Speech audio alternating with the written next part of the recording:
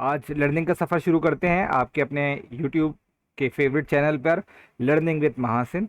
और आज हम लोग जो डिस्कस करेंगे, जो सीखेंगे, जो आज हमारा टॉपिक होगा वो है अलाइनमेंट।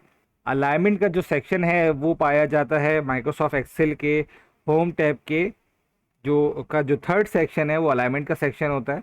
इसके सारे फीचर्स और इसके मुतालिक हम सारा ओवरव्यू लेंगे कि इसमें हमें क्या क्या ऑप्शंस अवेलेबल होते हैं। तो शुरू करते हैं।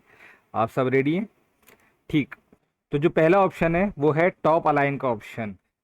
तो टॉप अलाइन का फीचर जो हमें फंक्शनैलिटी प्रोवाइड करता है, उसका मकसद ये होता है कि जो सेल की जो हाइट है उसके हिसाब से टेक्स्ट को वर्टिकली कहाँ पोजीशन करना है।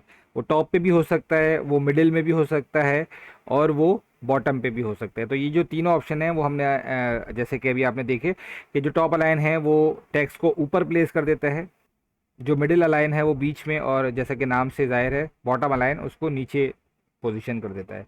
इसी तरह हम अपना दूसरा ऑप्शन, सेट ऑफ ऑप्शन भी चेक कर लेते हैं, और वो है कि डेटा हॉरिजेंटली जो प्लेस करना है।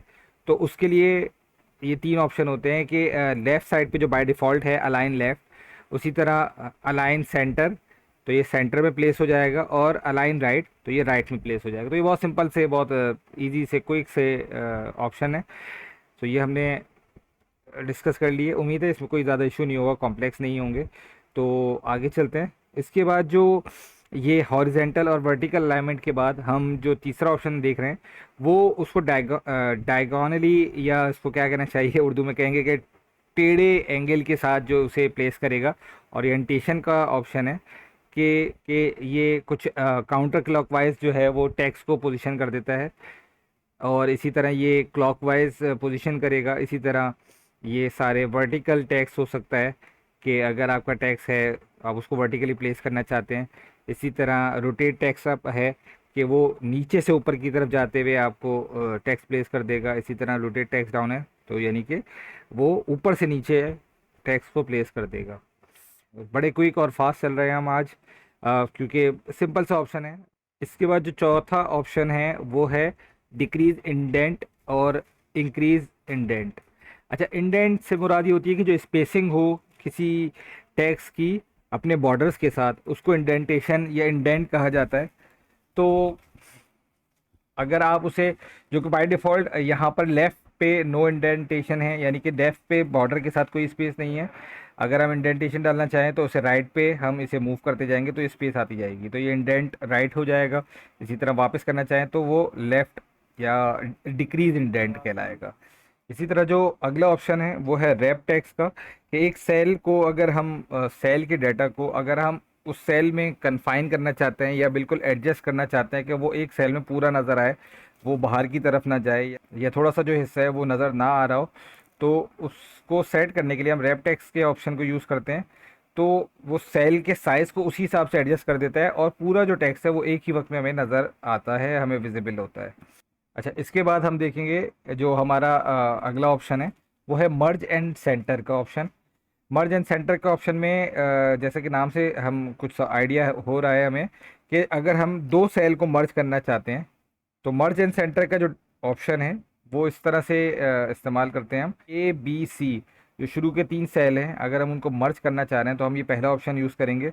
तो ये तीनों सेल्स को उसने मर्ज कर दिया है, ठीक है। उसके नीचे जो है वो अलग अलग ही हैं, जिन सेल्स पे हमने सिलेक्शन करी हुई थी वो सेल्स मर्ज हो गए और डाटा सेंटर हो गया।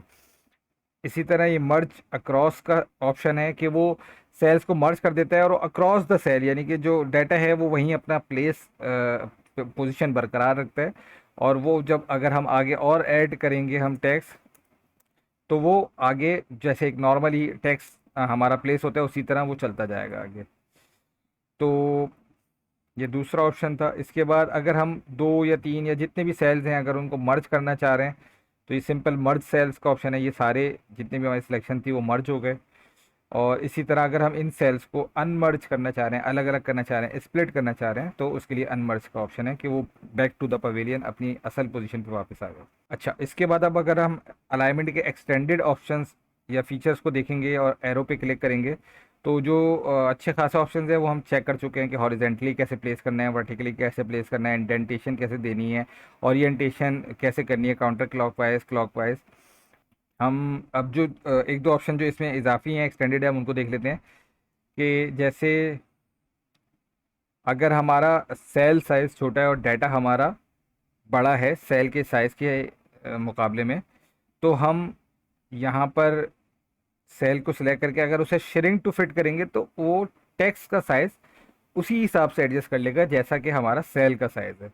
जैसा कि हमने अभी ये यूज़ करा है कि वो लर्निंग विद महासिन जो है वो सेल से कुछ आगे जा रहा था क्योंकि उसका टेक्स्ट का साइज़ बड़ा था। तो जब हमने ये श्रिंक टू फिट करा तो उसने अपने टेक्स्ट के साइज़ को एडजस्ट कर लिया सेल के हिसाब से। तो एक सिंपल सा और एक बड़ा ही मुफीद ऑप्शन ये भी था। और इसके अलावा जो मर्ज सेल्स है, रैप टेक्स्ट है, ये हम कर चुके हैं। राइट टू लेफ़्ट जो है वो सिंपल से ऑप्शन है कि आपका जो टेक्स्ट डायरेक्शन है वो लेफ़्ट टू राइट हो या राइट टू लेफ़्ट हो।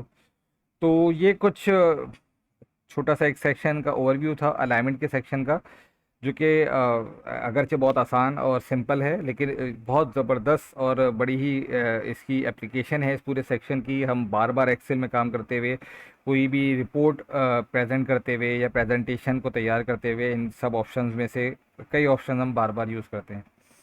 तो ये था आज का एक छोटा सा ओवरव्यू अलाइनमेंट के सेक्शन का एक्सेल के। और हम अगले वीडियोस में मज़ीद हम टॉपिक्स को डिस्कवर करेंगे। उम्मीद है आपके लिए बहुत अच्छी रही होगी वीडियो, और होपफुली आपने इसमें से कुछ सीखा होगा और आप कुछ ना कुछ इस वीडियो से अपने करियर में फ़ायदा उठाएंगे। तो देखते रहें आपका अपना यूट्यूब चैनल लर्निंग विद महासिन।